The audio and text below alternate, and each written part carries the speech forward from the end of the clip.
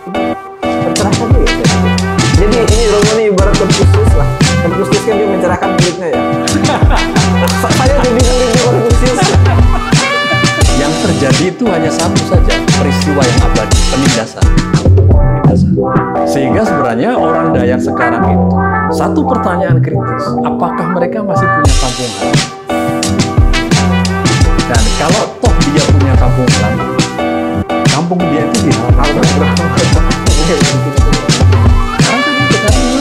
Sudah dikuasai. Ada jadi sama anakku. Dia bisa muridnya itu dalam perspektif yang berkelas dan berisi gitu ya. Historika, iyalah. Dayak, di manakah kamu? Suaramu sunyi waktu. Itu penggalan dari puisi Kori Layun Rampan. Kori Layun Rampan mungkin bukan orang yang baru dalam kesusastraan Indonesia dan banyak sekali karya yang dia hasilkan. Dan salah satu tema yang sering Kori angkat yaitu tentang Dayak. Hari ini di sesi skena kali ini ingin ngulik lebih banyak tentang Dayak itu sendiri ataupun orang-orang Dayak yang berkiprah di nasional bersama Romo Rudi Haryoto. Ya. Oh, tuaknya ada ya, ada Wijono. Orang banyak menyebut saya memanggil Dewa Tua. Itu ada riwayatnya sendiri. Ya. Dewa Tua dari timur. Dewa Tua dari timur. Ya, karena ada Dewa Tua dari barat, Dewa Tua dari utara. Jadi para Dewa Tua itu kumpul di seluruh Borneo, dapat gelar masing-masing, mewakili kawasan. Oh ya. Jadi namanya Rudi Haryo Wijono AMZ, jadi ya. Agak panjang gitu. Ya. Kemarin ini saya kan habis baca bukunya Kori yang upacara dan mungkin setiap orang yang ngebaca buku itu bakal bersepakat buku ini berat dan rumit gitu. Kalau dari perspektif Romo Rudi yang menurut saya mungkin bisa didefinisikan sebagai pegiat masyarakat Dayak ya. Pegiat masyarakat Dayak, mungkin novel upacara itu apa? Seperti apa dan apa ya sebenarnya yang dia tawarkan kepada pembacanya? Baik, novel upacara itu di jagat sastra waktu itu, tahun 78, itu memang satu genre yang belum pernah dibuat oleh siapapun penulis waktu itu. Di tahun 78? Ya, tahun 78. Bahkan ketika dia memenangkan Sayembara itu, banyak kritikus menyebut bahwa itu bukan novelnya Kori. Tapi dia lebih bicara mengenai catatan kebudayaan. Lebih mengenai catatan etnografi. Bercerita mengenai salah satu etnik yang ada di Kalimantan Timur, yang kebetulan suku dia, suku Dayak Benua. Dan dia menulis dengan begitu rinci dalam interdisipliner antropologis. Nah, ini hanya kekuatan dia. Sehingga pada waktu itu, novel dia kemudian menjadi satu barometer penulisan cerita pendek, penulisan novel, dan juga penulisan esai yang dalam perspektif etnografi. Jadi sebenarnya salah satu poin penting novel upacara itu karena Kori berhasil memberikan satu gagasan ideologis mengenai pentingnya kebudayaan lokal menjadi tema sastra. Pada saat itu dia jadi barometernya. Ya, benar. Dan waktu itu menjadi sangat legend karena dia masih muda. 25 tahun ya, dia masih muda dan punya pikiran itu. Penulis-penulis tua memang punya setting kebudayaan, tapi tidak sedetail dengan Kori. Dan karena memang Kori sangat menguasai lah ke bidang-bidang itu. Itu kan di dalam bukunya kan ada belahan-belahan tuh. Belahan 1, 2, sampai 5 ya kalau nggak salah. Ya. Dan Romo nih mungkin yang pembaca, dan kalau pembaca itu kan saya suka ngebagiin yang pembaca awal sama pembaca yang lebih lanjut lah. Menurut saya Romo pembaca lebih lanjut gitu. Ketika ngerasain belahan 1 dan belahan yang lainnya tuh gimana tuh di buku upacara itu? Semua orang yang membaca novel upacara, dia pasti akan mengalami kebingungan pikiran. Sepakat sih itu. Pikiran. Karena apa? Karena tidak hanya pada pendekatan yang dia menceritakan, tapi yang dia ceritakan itu tidak hanya yang ada di dalam dunia di mana manusia ini hidup. Tapi dia juga bercerita mengenai alam-alam gaib, atau orang menyebut kosmologi, dan sampai satu perjalanan panjang itu sebenarnya potongan dari sebuah ritual kematian pada suku Dayak Benua yang disebut Kuangke. Yes. Nah, di dalam ritual Kuangke itu ada satu paragraf khusus ketika puncak upacaranya itu adalah di mana pengawara itu orang yang menghantar ke dalam ritual itu menghantar arwah ke surga. Dan disitulah puncaknya Kori menyebutnya Anan Lalumut. Anan Lalumut itu perjalanan menuju surga. Jadi novel upacara itu isinya itu adalah kisah perjalanan arwah menuju surga. Jadi bisa dibayangkan. Ya, Pak. Jadi bukan semata-mata perjalanan dalam dunia itu. Dan paruh waktu kemudian sebenarnya membuktikan bahwa orang Dayak itu juga sudah bisa ngojek arwah. Ya? Jadi itu ada dalam ritual yang ada. Nah, itulah kemudian dia tulis dengan begitu detail, dengan sangat sastrawi, sehingga disitulah kunci dari itu. Sehingga lebih dari 20 skripsi yang ditulis oleh mahasiswa, bahkan ada beberapa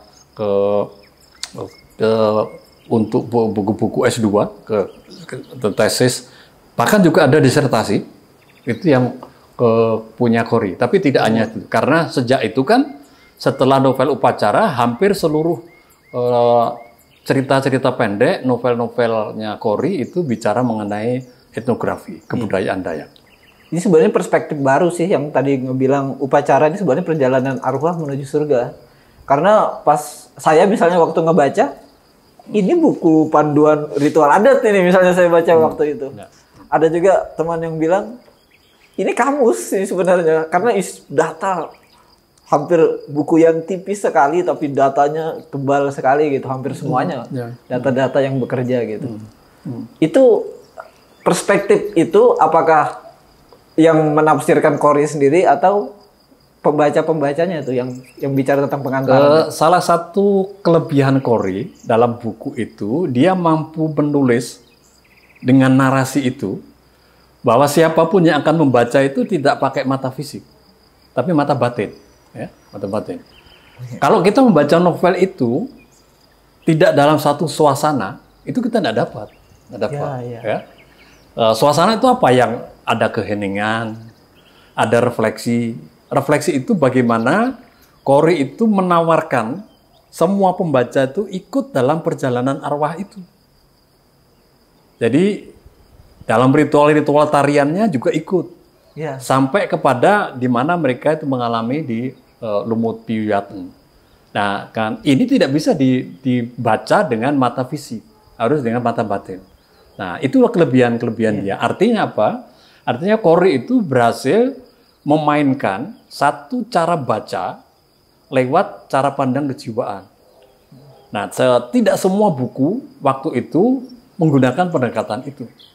Tanpa mengecilkan satu karya, tapi pola pendekatan penulisan sastrawan-sastrawan waktu itu, dia tidak selalu bicara mengenai hal itu. Karena apa? Karena yang lebih diutamakan pada masanya itu tahun 70-an itu soal estetika sastranya. Tapi Kori dia ambil jalur yang lain. Jadi tidak bisa membaca bukunya Kori, upacara itu, tidak dengan keheningan. Karena kalau enggak baca dengan keheningan, kita tidak ikut dalam perjalanan arwah itu. Jadi ya pas ngebaca itu juga dia kan hampir kayak satu ritual ke ritual lain, satu upacara ke upacara lain. Waktu kita ngebaca itu kita kayak orang yang berdiri dan kita jadi penonton di situ di antara itu. Dan iya, aku mulai ada gambaran baru. Ternyata setuju, tidak bisa dilihat dengan mata fisik tadi itu. Ya. Harus ada keadaan tertentu yang memungkinkan kita menafsirkannya lebih dalam gitu. Jadi tidak semua sastrawan bisa menulis dengan pendekatan itu. Maksudnya ada banyak sastrawan itu menulis dengan cara menempatkan pembaca itu di luar. Tapi Kori itu dia menulis dengan menempatkan pembaca ada di dalam cerita itu. Ya.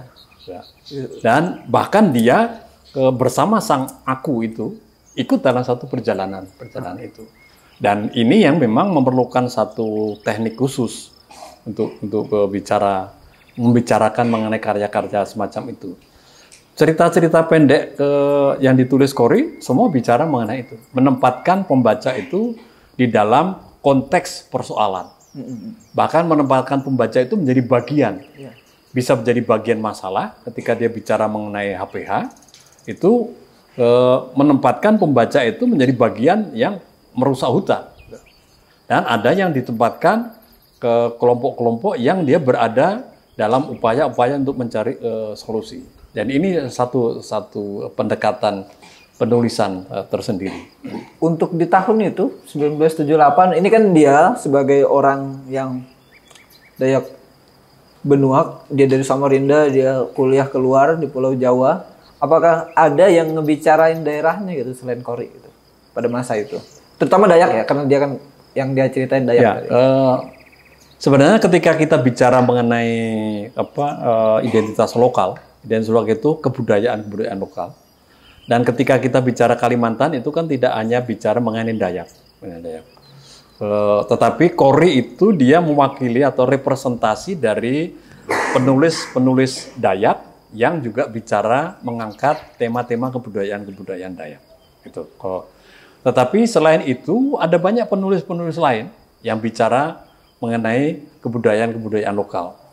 Misalnya Jumri Obeng, ya, itu dia menulis meskipun dia orang Kutai, tapi salah satu bukunya bicara juga mengenai Dayak, bicara mengenai hal-hal semacam itu. Dan ada banyak penulis lain yang bicara mengenai setting itu. Tapi memang yang menjadi panglima adalah Corey, karena hampir semua buku yang dia tulis, ratusan buku, itu memang bicara mengenai Kalimantan. Dan ya dia bisa dibilang produktif sekali semasa hidupnya ya. Ya, itu luar biasa di situ sekali. Sebenarnya yang kita harus malu. Iya. Karena masa itu semua ditulis oleh Corey dengan mesin ketik. Ya. Baru pada waktu yang terbaru itu dia ditulis. Dan betapa sulitnya ya, ide-ide itu dituangkan dengan mesin ketik. Karena ketika salah harus diulang. Ya. Dan dia harus betul-betul satu gagasan itu utuh. Tapi justru seniman-seniman sekarang, sastrawan-sastrawan sekarang yang tinggal copy paste, delete, dan punya file khusus, itu tidak produktif. Dan ini ke beberapa penulis-penulis masa lalu, misalnya sebut ada Corey, kemudian ada teman-teman seangkatan dia waktu di Persada Studi Club, misalnya MH Ainun Najib. Salah satu teman dia itu Ebit GAD. Ebit GAD itu berangkat dari sastrawan, tapi kemudian dia memilih musik balada sebagai bagian dari ekspresinya. Dia juga menulis pakai mesin ketik ke semua. Remi Siladu misalnya menulis itu. Kemudian penulis yang sangat produktif juga, Arswendo Atmawiloto, itu ke Hamsat Rangkuti. Itu mereka mulai dengan mesin-mesin ketik semuanya. Yang kalau salah gitu diulangin lagi. Ya, dia harus sekali jadi dalam satu gagasan. Sebenarnya di antara itu kan kalau teman-teman udah baca mungkin cerpen upacara tuh tipis sekali dan dia sangat kelihatan strukturnya karena dia mengantarkan kita dari tadi satu upacara ke upacara yang lain. Tapi ada makna tadi yang disampaikan. Dia ternyata ngebicarain tentang bahwa masyarakat Dayak gitu, kalau kita mati itu nggak otomatis terlepas, bahkan ada proses pengantaran ini menuju surga gitu. Sebenarnya yang ngeganggu pikiran saya waktu ngebaca itu, ini anak umur 25 tahun kok secanggih ini pikirannya gitu ya. Kok dia, padahal kalau kita bicara soal sumber literatur, ya mungkin dia punya privilege lah untuk menjamah buku. Tapi dengan kita hari ini, yang juga punya privilege itu, kenapa kita nggak bisa secanggih dia itu? Itu kan pertanyaan lanjutan. Cuman yang pengen saya ulik lagi nih dari Romo juga. Romo kan aslinya orang Jawa ya malahan ya? Jawa campur Banjar. Jawa campur Banjar. Ya, mama saya Banjar. Dan pertama kali ke Kalimantan itu umur 20. Saya malah lupa umurnya itu ya. Tapi ini ada saya baca di satu artikel itu 1984. Saya lahir 58, lalu tahun 80 di sini. Oh, jadi, 84 ya, 1984. Ya. Itu ya 20. Ya umur itu lah. Umur 20-an. Karena untuk saya umur kan tidak penting. Yang itu penting, angka aja kan. umur adalah angka ya. Ya.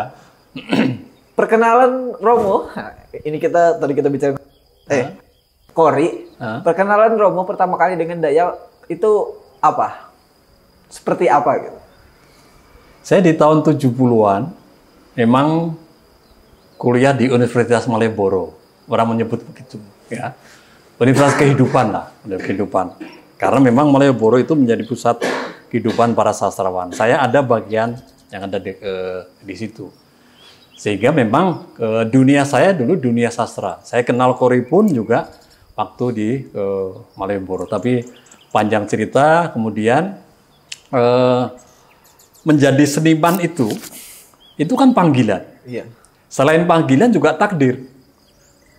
Jadi seangkatan saya itu begitu banyak, ratusan orang yang sastrawan, semua seniman yang tidak jadi,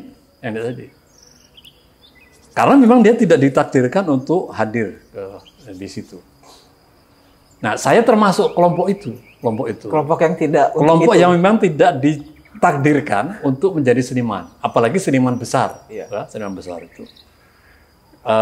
Karena waktu itu memang dunianya sangat kreatif ya.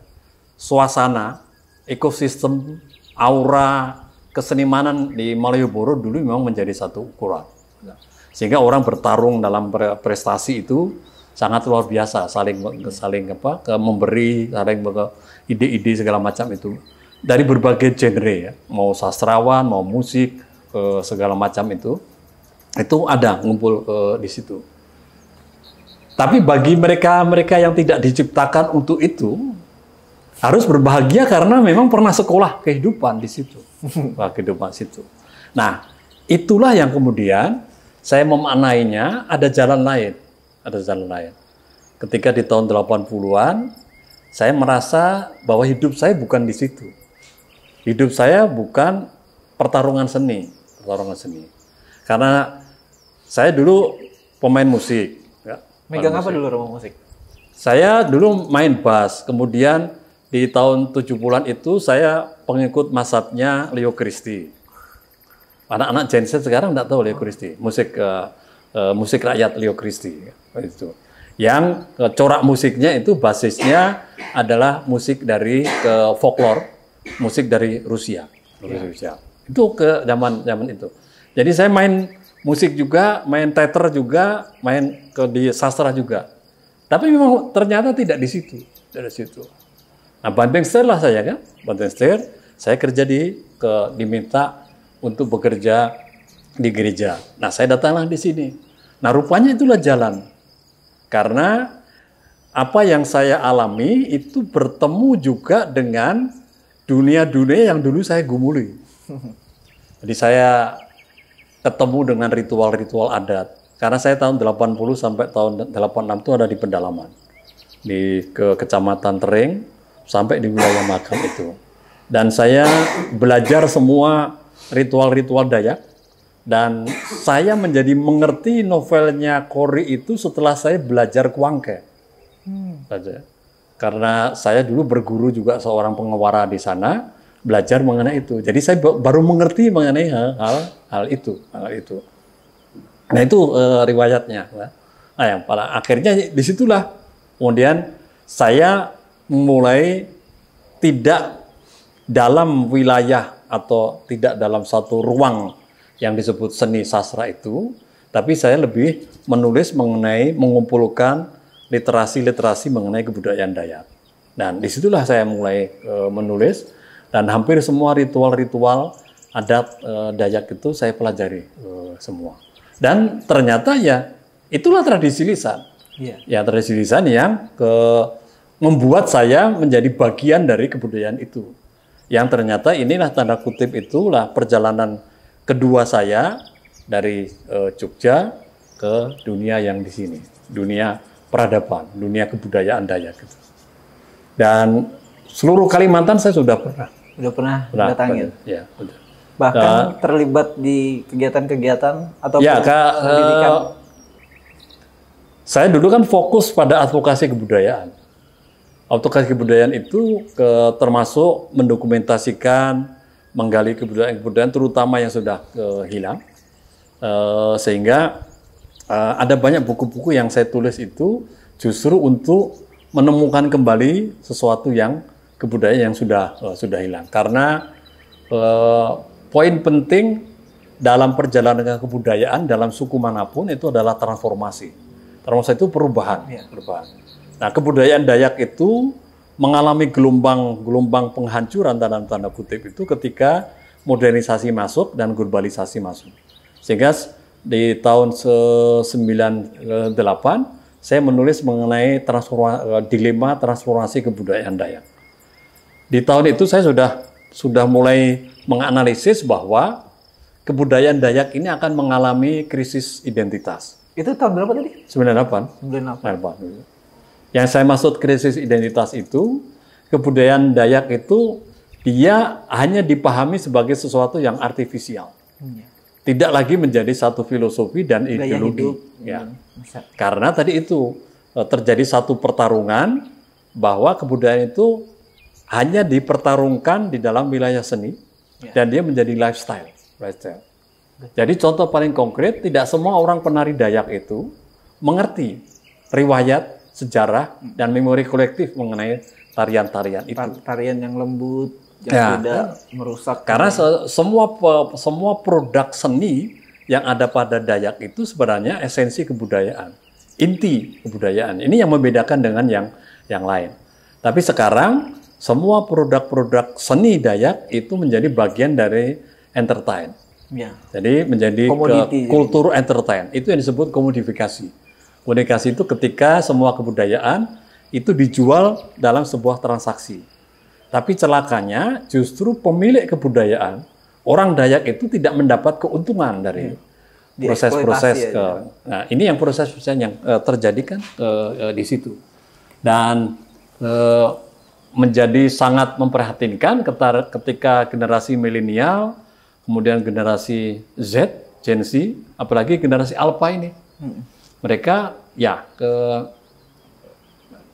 saya akan menulis buku yang berikutnya itu kematian peradaban. Jadi saya melihat karena ada proses yang ada di situ. Jadi kelompok-kelompok orang Dayak itu dia hanya menjadi satu artifisial. Contoh sederhananya begini, orang Dayak itu secara kultural sebagai identitas dan memori kolektif, dia tidak bisa disebut sebagai orang Dayak kalau dia tidak berladang. Karena ladang itu adalah jalan hidup orang Dayak. Identitas mereka juga. Ya, tidak hanya identitas, itu jalan hidup. Karena dalam siklus hidup mereka, mulai dari kelahiran, ke perkawinan, kematian, dan ladang, itu bagian dari jalan hidup mereka. Tapi sekarang, ladang itu, ketika mereka mau menjalankan ladang, membakar ladang itu dia dikenai undang-undang karena termasuk menghancurkan, membakar ladang. Yang lebih memprihatinkan lagi, lahan-lahan mereka itu sudah tidak ada lagi karena dia dikuasai oleh batu bara, kelapa sawit, dan segala macam itu. Jadi artinya sebenarnya sudah terjadi proses penghancuran ekologi kebudayaan. Nah, ketika penghancuran ekologi kebudayaan itu, maka dia tidak lagi bisa menjadi orang Dayak dalam arti yang esensinya. Bisa dia di Samarinda menari hudok, tetapi di tanahnya tidak ada ladang lagi. Atau ini tadi yang keresahannya Cory juga, kan ada satu video di YouTube itu saya nonton, waktu itu kayak perkumpulan sastrawan gitu. Ini Cory ngomong tuh di forum, kita orang Kalimantan ini sebenarnya nggak kalah pintar dengan orang di sana, cuman bedanya media aja yang nggak ngeliput dan kita kurang publikasi keluar. Ya, semua keprihatinan yang terjadi pada komunitas Dayak itu sudah hampir semua sudah ditulis oleh Cory.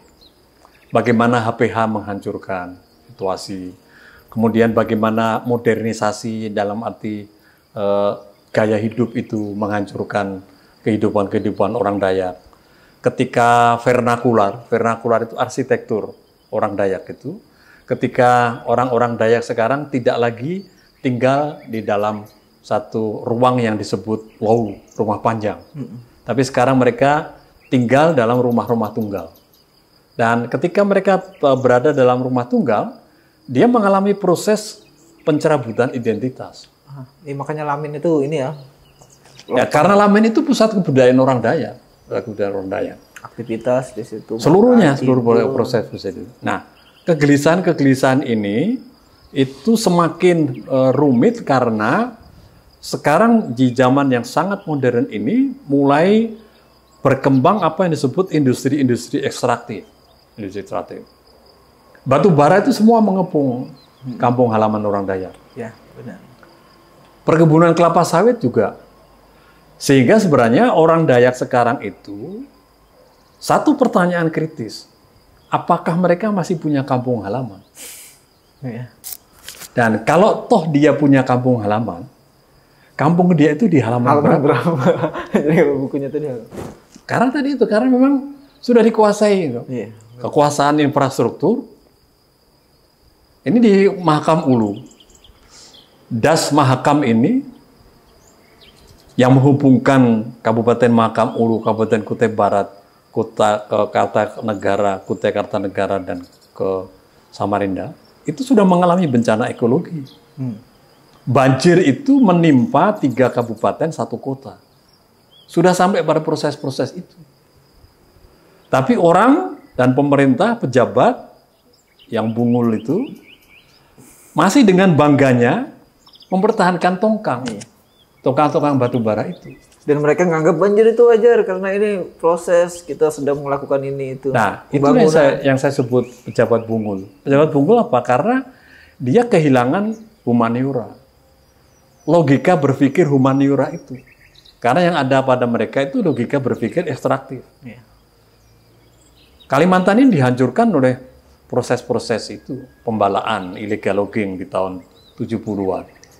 Kemudian pertambangan, mulai tambang emas, Kejayaan, Kalian, Akautara Mining, kemudian batu bara, kemudian sekarang ke perkebunan kelapa sawit, kemudian ke batu bara, dan sampai hari ini orang Dayak masih miskin.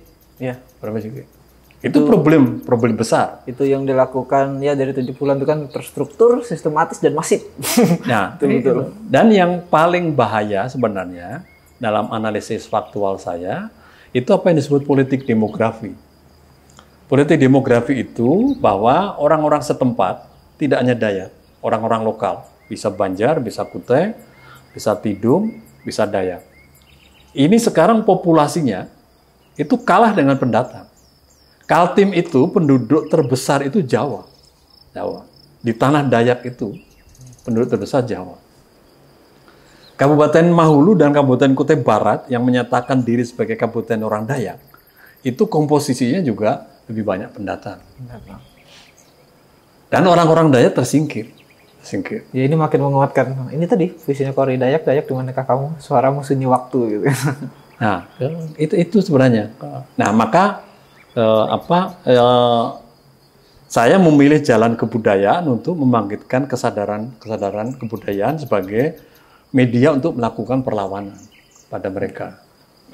Ini saya tertarik balik ke 84 ya mungkin ya pertemuan pertama ya. Karena menurut saya identifikasi waktu itu menunjukkan situasi waktu itulah. 84 itu kan ya awal-awal Orde Baru, pemimpin kita masih Presiden Soeharto, apalagi Romo dari Jawa ke Kalimantan, ke Samarinda waktu itu masuk di pedalaman dan juga membangun gerakan-gerakan. Mungkin bisa diceritain gerakannya apa gitu dan apa yang di ini nih yang mau disampaikan sebenarnya dari ngebangun. Kan banyak nih Romo ikut-ikut nih. Ada Nomaden Institute ini bukunya di depan ini dan lain sebagainya. Itu mungkin Romo bisa ceritain biar karena ini menarik nih menurut saya. Ada satu hal yang menarik. Menarik itu dari perjalanan rezim ke rezim. Itu mulai dari Soeharto sampai ganti presiden sampai sekarang menantunya itu. Yang terjadi itu hanya satu saja, peristiwa yang abadi, penindasan. Nah, modus penindasannya yang berubah. Kemasannya yang dirubah ya. Jadi pada fase di mana Soeharto waktu itu, dia mulai dengan aspek kebijakan, mengeluarkan undang-undang pemilikan modal dalam negeri dan pemilikan modal asing. Dari situlah mulai masuk apa yang disebut pembalaan manual. Dan hutan hancur ketika perusahaan-perusahaan masuk di HPH. Di tahun 80-an itu yang jadi raja di Kalimantan itu bukan orang Dayak, tapi Prayogo Pangestu, kemudian juga Bopasan, dan kelompok-kelompok penguasa-penguasa hutan yang punya perusahaan-perusahaan besar, termasuk keluarganya Prabowo dan Hasim, yang sekarang masih menguasai di ITSI, Kenangan, dan segala macam yang ada.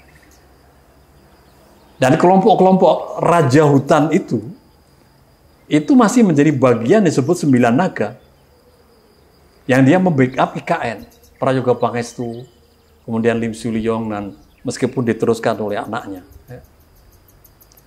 Dan dia tidak menguasai hutan saja, tapi juga menguasai aspek hidup dalam perjalanannya nanti. Indofood itu, Lim Sulyong dan Antoni Salim, lewat kelapa sawit dan industri-industri yang lain, itu menguasai hajat hidup di dunia ini. Di dunia ini tidak hanya di Indonesia, karena produk-produk Indomedia berkembang di mana-mana. Ya. Bahkan di India juga itu kayak jadi makanan utama. Itulah sudah. Indofood itu, Antoni Salim itu sampai mampu merubah bahwa makanan orang Dayak itu adalah mie instan. Kamu bisa cari di Uluriam, di perbatasan manapun, itu yang dijual mie. Mie instan. Itu. Tapi dia tidak pernah menghasilkan kembali kepada masyarakat. Dan dia penguasa tanah kelapa sawit yang sangat besar. Atas terjadi hal-hal seperti itu, ini kan Romo kan punya kesadaran waktu kesadaran kritis. Gerakan apa yang dilakuin? Ya, itu kemudian menjadi akumulasi sebelum 98, maka muncullah gerakan yang disebut kesadaran masyarakat sipil. Nah, dari situlah saya mulai bersama teman-teman mulai mendirikan gerakan-gerakan masyarakat sipil. Saya mendirikan Lembaga Bina Benua Putih Jaji, salah satunya. Itu adalah lembaga yang bergerak untuk melakukan advokasi masyarakat Dayak di tahun 92. Kemudian karena perjuangannya sangat berat, maka kami mendirikan Komite HAM. Komite HAM itu dia fokus untuk penggelaran hak asasi manusia yang terjadi di wilayah Kalimantan itu.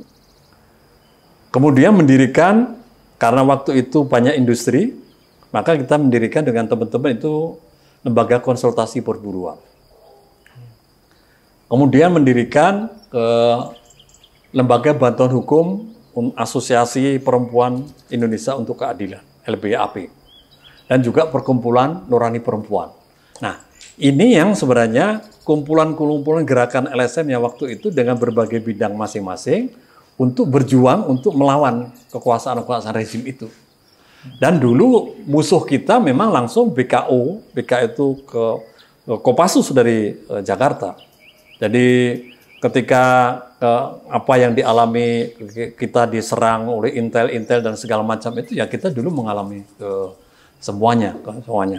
Tapi ya untunglah perjalanan panjang itu. Nah, kemudian gerakan-gerakan inilah kemudian menumbuhkan juga gerakan-gerakan yang lain yang juga dibuat oleh teman-teman. Nah, ini mulai sehingga ada aliansi ke masyarakat sipil untuk di Kalimantan Timur itu. Setelah saya selesai tidak menjabat di situ, saya menjadi konsultan untuk gerakan LSM. Karena saya melihat bahwa persoalan ini tidak hanya di Kalimantan, tapi juga di tempat lain.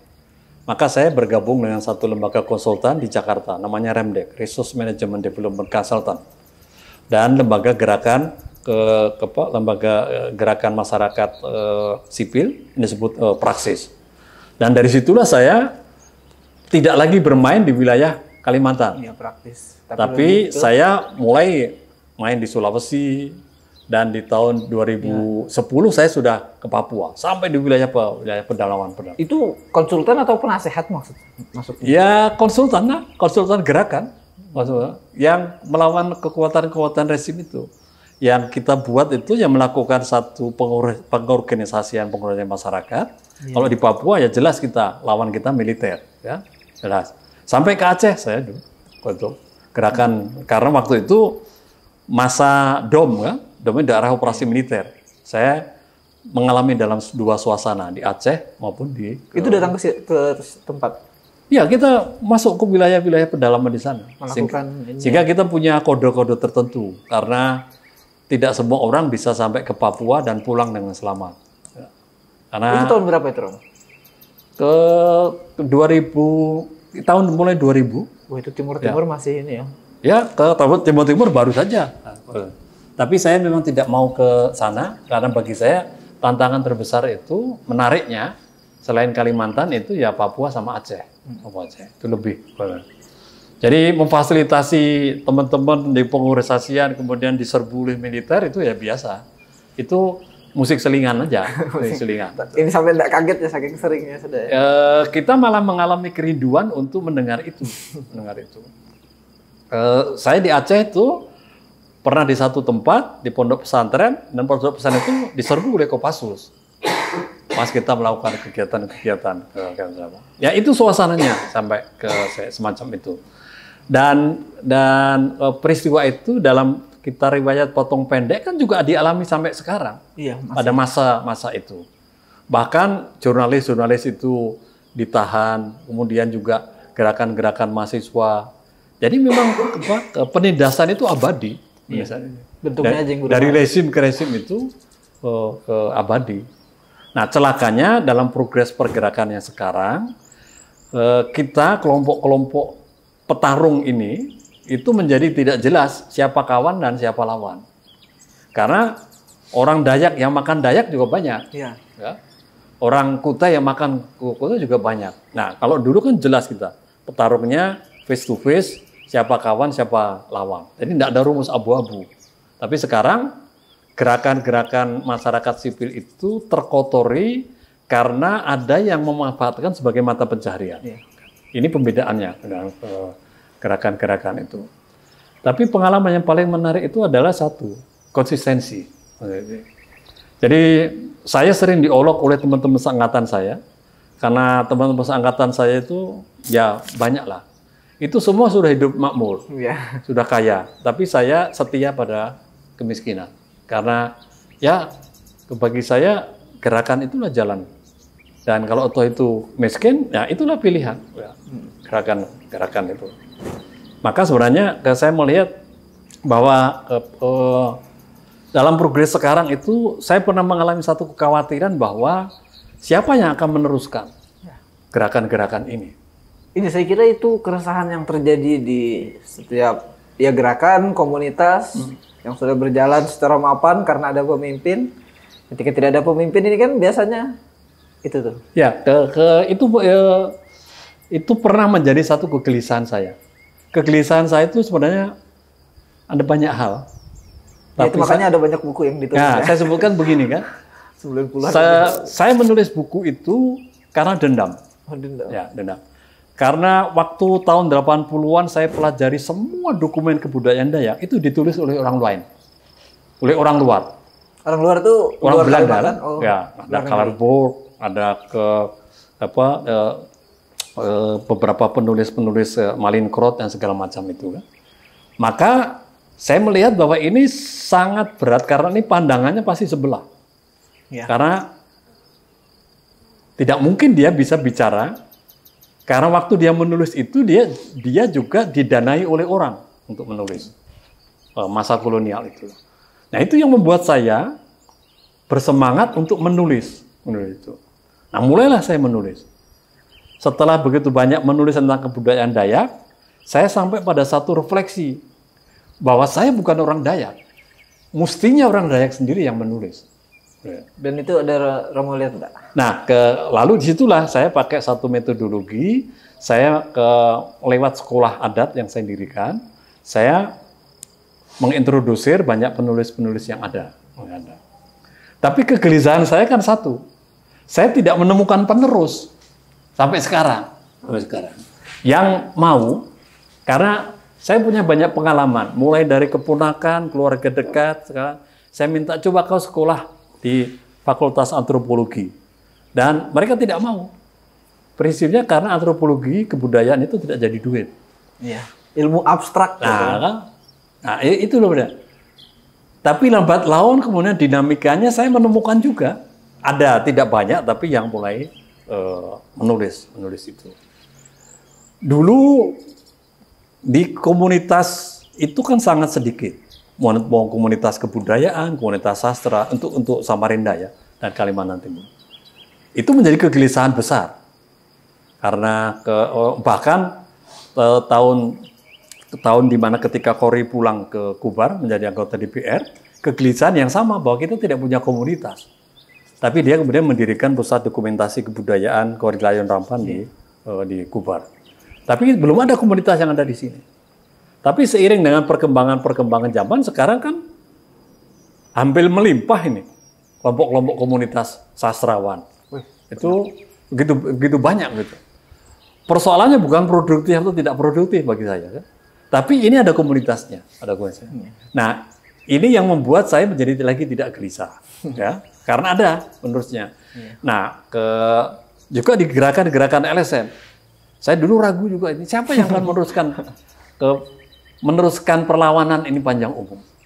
Tapi ternyata ada lewat aksi Kamisan yang sangat setia, konsisten. Kemudian muncullah hal-hal yang lain, ada Bunga Terung. Kemudian teman-teman ke Sabaliong Corner misalnya kan, kemudian ada banyak yang muncul ke komunitas belajar anak muda, yang malah sebenarnya beberapa kelompok komunitas muda ini dulu belajar ideologi yang saya dulu belajar sembunyi-sembunyi. Sekarang mereka bisa mereka terang-terang belajar, bahkan di kafe. Ya, belajar mengenai komunisme, belajar sosiologi itu. Saya dulu baca bukunya Che Guevara pun sembunyi. Che Guevara yang perjalanan ini. Baca bukunya ke Antonio Gramsci sembunyi. Paulo Freire itu aja masih bisa.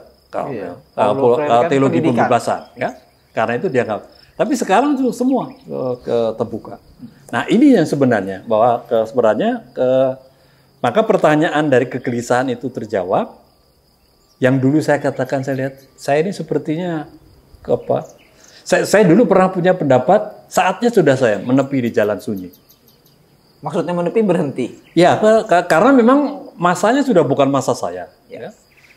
Malu dong sebenarnya kan, bahwa saya berkumpul dalam tanda kutip malunya, ya. karena waktu ya, karena saya masih bersama dengan anak-anak Gen Z, anak-anak ke Alpha, karena ini dunia mereka, dunia mereka.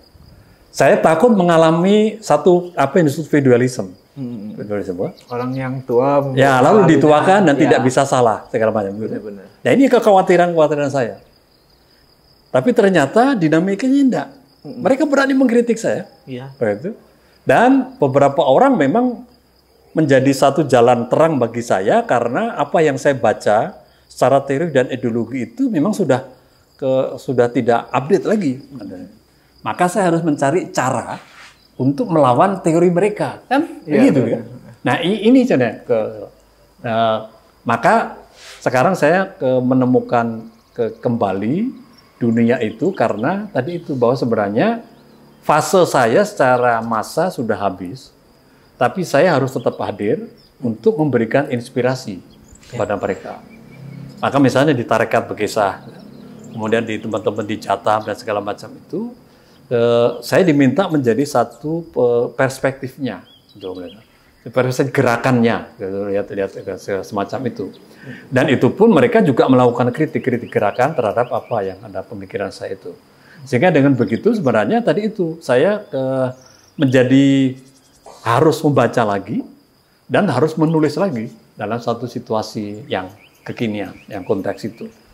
Tapi kan di beberapa forum kan yang Romo jadi pemateri dan saya jadi peserta gitu hadir. Menurut saya Romo salah satu pembicara yang bisa adaptasi dengan Gen Z sekarang malahan. Dengan celutukan itu kan misalnya ini kan saya suka merhatiin itu kalau pembicara depan. Oh dia ternyata takut ngomong misalnya. Dia bersembunyi-sembunyi dengan kata-kata. Tapi kalau satu Romo ini kok ketika nyampein materi kayak ada ledakan-ledakan ini di kepalanya, nih pengen ngomong ini, pengen ngomong itu dan segala macam. Misalnya kita ngomong satu hal nanti bakal ke hal yang lain dan itu sangat tidak menjemukan malahan jadi hal yang menarik. Saya buka kartu ya. Ini penting sebenarnya. Itu yang disebut kerangka berpikir. Ya. Ya, kerangka berpikir itu bukan soal involve-nya, tapi kerangka berpikir yang saya pelajari itu saya harus mampu meledakkan ideologi orang. Ya. Maka saya harus punya statement yang tidak bisa dilawan orang atau dilawan orang. Orang. Nah, itu dalam teori Gramsci itu disebut hegemoni. Jadi saya dalam satu tematik tertentu, saya menghegemoni dulu pikiran itu. Karena ketika kita sudah menghegemoni pikiran orang, kita mampu mengendalikan itu.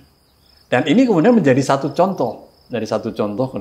Nah, ini kan terinstal sebenarnya. Terinstal ke sama tipologi misalnya kita lihat Rocky Gerung. Dia memainkan kerangka berpikirnya kan semacam itu. Tetapi juga kita bisa lihat bagaimana para pembicara itu ya intinya kepalanya bungul. Ya. Meskipun dia aktivis, misalnya kita sebut Fadlizon. Ya. Malah juga dulu cerdas tapi setelah mabuk kekuasaan dia tidak punya otak lagi. Ya. Itu ada banyak. Budiman Sujatmiko misalnya kan. Nah, tapi ini konsistensi ini, maksud saya sebenarnya begini, kita harus mampu dimanapun berada, itu memberi satu suasana orang itu berpikir. Ya. Itu yang saya rasain sih tiap di forum itu, ada aja yang dipancing gitu kita untuk jadi berpikir. Dan statement-statementnya kan kayak orang-orang kok langsung, wah ini berani sekali, oh ini kok nggak kepikiran gitu. Dan itu saya lihat ada polanya dan ini memang kayak kerangka berpikir yang dibawa kemana-mana gitu. Dan setiap pembicara punya gayanya sih. Ya, memang. Tipologinya ada. Tapi bagi saya yang penting itu tadi itu, karena ideologi itu menjadi satu penting. Karena orang itu punya kekuatan kalau pikirannya jalan. Jalan itu. Meskipun diam itu juga pikirannya jalan. Itu ada yang bilang knowledge is power gitu ya. Nah, itu bahkan bukan hanya itu, Pierre Bourdieu juga bicara mengenai language is power. Ya. Bahasa itu juga pilihan kekuasaan. Ya. Dan itu sebenarnya rumus-rumus itu yang kita kemas, maka persoalannya sekarang kita sedang berada di mana. Nah, berada di mana itu kita mau menyampaikan message apa, pesan apa. Karena tadi itu, misalnya saya diminta untuk 2 jam berbicara, itu saya yakin bahwa mereka tidak akan mengerti dan bosan terhadap itu, apalagi untuk anak sekarang itu. Nah, maka saya harus bermain poin-poin. Kalau istilah sekarang itu yang disebut point of interest, ya. Jadi kita main sedikit poin-poin tertentu yang cukup itu saja. Iya, benar-benar. Dan sehingga ketika acara selesai, dia masih bicara mengenai itu.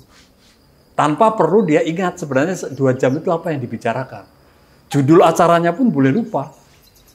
Tetapi ada satu yang masih dia bawa pulang. Malah dia bertengkar sama temannya gara-gara itu. Bahkan yang beberapa kali Romo sampaikan itu, kalau kita nongkrong lagi, beberapa kali kita obrolin itu. Dan kalau saya pribadi kan saya termasuk orang yang meragukan pernyataan. Jadi saya bakal kembali ke teks tuh, ke buku. Ini benernya yang diomongin, bakal searching. Tapi di beberapa tongkrongan teman-teman tuh ada tuh yang make nih omongan mentah nih. Dan aku mikir ini yang disampaikan Romo Rudi dan dia kayaknya makan mentah-mentah doang nih disampaikan di forum secara ulang. Ya, nggak apa-apa juga, nggak apa. Nah, ini kan sebenarnya yang tidak didapat di bangku kuliah, ya. Cara berpikir semacam itu. Ya. Karena memang tadi itu textbook, critical thinking itu kan tidak muncul.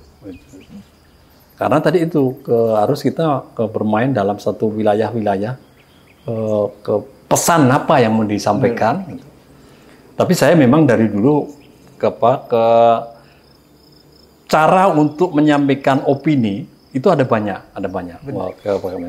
Tapi saya polanya itu selalu satu statement lewat kerangka berpikirnya Gramsci. Itu adalah hegemoni. Hancurkan dulu. Ya, jadi kita talukan dulu. Artinya sebenarnya kita sedang bicara mengenai tema apa. Sudah, statement 1 poin mengenai hal itu. Dan ini membuat orang itu tidak berpikir lain kecuali itu. Karena langsung itu poin di situ. Nah, baru kemudian diolah dengan analisis. Bisa analisis Pierre Bourdieu, atau biasanya kalau saya masuknya itu analisis Pierre Bourdieu dan analisis ke Alfred Whitehead. FSBT itu yang bicara mengenai filsafat metafisika. Filsafat metafisika itu kita harus selalu mengingatkan bahwa manusia hidup itu dia tidak sendiri. Bahwa pohon itu pun juga punya jiwa. Ya. Tanah yang kita pijak itu pun juga punya jiwa. Jadi ketika kita menginjak tanah, kita harus sadar bahwa kita sedang menginjak jiwa tanah. Nah, itu yang mesti kesadaran ini. Kesadaran kosmologis tadi ya. Nah, itu masuk ke situ. Karena tadi itu bahwa kalau kita berlatih itu, maka kita punya empati tidak hanya pada manusia, tapi juga pada kesemestaannya. Tapi sekarang kita kan banyak, kita banyak lihat orang berada di satu tempat, tapi dia tidak merasa ada di satu tempat. Karena dia terasing dari situ. Betul. Contoh yang paling konkret lah. Kalau bagi saya, ya, saya tidak menemukan apa-apa ketika saya berdiri di teras Mahakam. Maksudnya, saya tidak menemukan memori kolektif. Yang disebut Samarinda itu, bagaimana menghubungkan kekinian teras Samarinda terhadap kehadiran saya, dan Samarinda ketika di masa silam. Padahal sebenarnya kan, apa yang ada di teras Samarinda itu juga bicara mengenai memori kolektif. Memori kolektif itu lahir dari memori-memori personal. Tapi sekarang kita hilang, mengalami kehilangan. Dari teras Samarinda itu, dia tidak memberikan makna apapun terhadap itu. Tapi itu dibilang sebagai ikon peradaban. Maka pertanyaan pentingnya peradaban yang mana? Apa karena dia semen gitu? Nah, karena keramik dan bagus di foto Instagram jadi disebut. Karena kecelakaan terbesar itu, teras Samarinda itu dia menghajar ruang terbuka hijau. Itu penyakit pertama yang ada dalam pikiran kebijakan pejabat itu. Tapi dengan bangganya, itu menjadi satu ikon. Tapi Samarinda itu lahir dari peradaban sungai. Sungai itu dalam peradaban tidak mengenal istilah teras. Teras itu peradaban daratan. Teras itu ruang depan dalam suatu rumah atau bangunan. Ya, bangunan. Sehingga yang dikenal dalam peradaban sungai itu tepian. Ya, tepi-tepi. Maka ada istilah tepian Mahakam. Memori kolektif kita punya itu. Ya. Lagunya juga ada. Coba kamu cari sekarang. Ada enggak lagu Teras Mahakam? Gak ada sih. Kecuali kalau ada artis-artis dibayar untuk bikin lagu. Nanti anak saya Ovan tuh dia ke presiden. Ya, nah, ini kesadaran kultural. Kesadaran kultural itu. Karena apa? Karena bangunan-bangunan vernakular ini sekarang justru menjauhkan orang dari peradabannya. Contoh begini, Samarinda itu lahir dari kebudayaan sungai.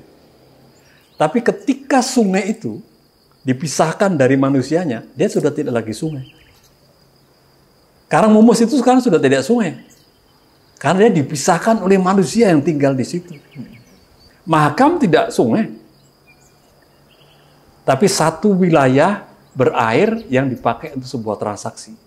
Batu bara lewat gitu. Nah, dan orang Samarinda tidak mengalami itu. Tapi zaman dulu sungai dan manusia itu ada dalam bagian hidup itu.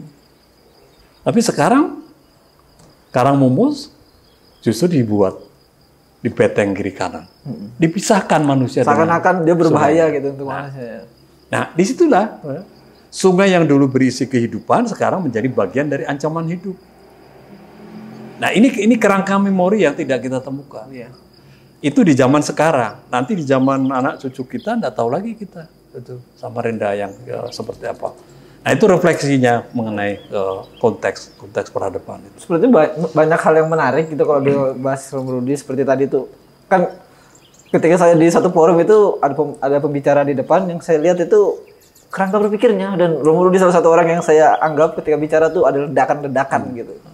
Kayak kita belum selesai satu ini tiba-tiba loncat ke hal yang lain, walaupun sebenarnya itu ternyata tadi dijelasin caranya dalam menyampaikan biar ada pesan yang dibawa gitu waktu pulang. Kayaknya kita cukupkan dulu deh Romo ya. Dan boleh. Kita bisa bicara di ruang yang lain atau kita bikin channel YouTube sendiri Romo Rudi, kita rekam bicara. Boleh itu. Iya, ngebicarain kebudayaan, tinggal kita. Kalau soal isi kan Romo sudah ada nih. Satu hal yang penting lah, ini pesan untuk kamu kan, generasi kamu itu. Samarinda itu kan jelas ya, identitas kultural perjumpaan dari multi etnik. Nah, bisa nggak kamu menerangkan mengapa di Taman Samarinda itu ada kuda? Kuda itu ada di Samarinda kan? Di yang di sini ya, di dekat jembatan Mahakam. Nah ini di sini lah kan. Oh, Alaya. Taman Samarinda itu kan ada patung kuda. Iya. Ya? Apa korelasinya? Apa? Benar. Sini kan semak belukar. Kuda, Iya. tidak ramah kuda di masa lalu ini. Nah itu kuda dari kalau di Balikpapan ada stal kuda, Iya. ya kan? Jadi kalau kita bicara apa yang disebut toponimi itu histori penyebutan nama-nama. Jadi penyakit pertama yang ahistoris itu ada kuda di Taman Samarinda itu. Apalagi ada menara XL. Yang warna-warni itu malam. Ya, itu tidak menjadi satu perwakilan identitas kultural. Penyakit itu tidak selesai. Digantilah pesut Ditambah penyakit baru. Nah, sementara itu identitas kebudayaan, identitas etnik yang ada di Samarinda itu dihancurkan. Menarik sekali nih Ya, Romo. hancur Kayaknya semua. memang ini perlu ada segmen khusus ngomongin sama Romo. Kayak kita kenapa ada patung Buddha, kita ngobrol, kita masukkan judulnya itu saja, kita kulitin tuh. Kayaknya kedepannya kayak gitu menarik Romo ya. Iya, menarik. Banyak yang menarik Samarinda itu. Dan banyak yang belum Itu baru satu gitu, belum lagi hal yang lain. Ini tercerahkan juga saya di sini. Jadi ini Romo nih ibarat Konfusius lah. Konfusius kan dia mencerahkan muridnya ya. Saya jadi muridnya Konfusius. Iya. Kayaknya selanjutnya lagi Romo ya kita Boleh. menarik. Ya, kita cukupin aja karena mungkin Romo habis ini ada kesibukan tangannya. Cluenya kan kameranya satu. pegel. Dalam perspektif apapun, bisa historis, bisa etnografi, poin yang paling penting itu adalah mengungkap yang tidak terungkap. Membaca yang tidak terbaca. Karena selama ini kan hilang itu. Ya. Benar-benar. Jadi tugas kita itu mengungkap yang tidak terungkap. Nah, apa Samarinda yang tidak terungkap? Mumpung yang paham masih ada ini kan. Masih Yang paham masih banyak. Iya. Yang banyak itu. Paham masih banyak. Tapi yang paham dan bisa menyampaikan dengan menarik kan nggak banyak. Ya. Nulis buku aja nggak berani diskusi publik kan banyak juga. Oke, kayaknya itu aja teman-teman. Terima kasih. Ini memang Romo Rudi. Ini bakal lanjut terus ini. Itu kameramen tuh pegal tuh tangannya tuh begini. Tuh. Karena dia handicap. Ya, masa ada janji sama anakku nih ya. Saya memberi inspirasi anak saya itu supaya dia bisa memproduksi Musik lagu-lagu rapnya itu dalam perspektif yang berkelas dan etnografi, berisi gitu ya. historika, iyalah, bicara mengenai itu. Ini saya juga baru tahu musik yang baru launching ternyata ada simbol-simbol yang bekerja gitu. Iya, itu. Oke itu teman-teman, kayaknya bisa ditutup formal deh. Nanti tunggu aja kalau ada. Kayaknya kita memang bakal ngedesain selanjutnya ngobrol yang hal spesifik, hal-hal yang belum terungkap dan hal-hal yang belum dibicarakan. Kalau kamu tertarik sama channel YouTube ini, kamu bisa subscribe dan komen di bawah. Atau ada rekomendasi orang-orang yang menarik untuk diulik. Itu dari aku, sekian.